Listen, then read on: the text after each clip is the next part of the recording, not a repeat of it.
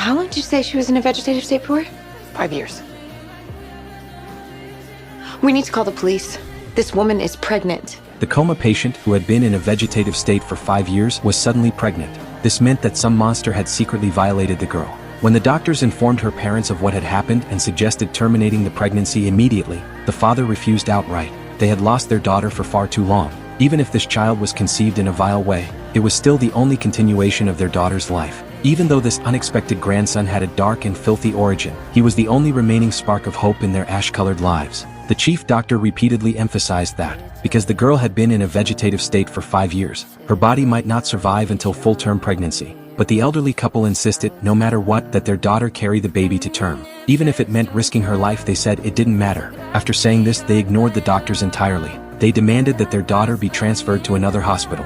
The chief doctor felt utterly helpless. As physicians, they had no choice but to respect the wishes of the legal guardians. However, just before the transfer, a psychiatric specialist made a shocking discovery. Although the girl's eyes could not track objects horizontally, she could understand commands to move them up and down. This was not a vegetative state at all. She had a rare form of locked-in syndrome. For the past 5 years, her mind had been fully aware, but her body had betrayed her, cutting off all signals to the outside world. The good news was that, with proper medication, her bodily functions could likely recover to some extent, and with an infrared eye tracking device, she could communicate through a computer. As for whether she wanted to keep the baby, the doctors hoped the decision could eventually be left to her. When her parents learned that their daughter could be saved, they cried tears of joy. But the next moment, a wave of terror instantly engulfed everyone present. Since she was conscious, it meant that during those countless long dark nights, when that beast had reached out to violate her, she had known everything. She had watched herself fall into hell, fully aware, yet could not shed a single tear.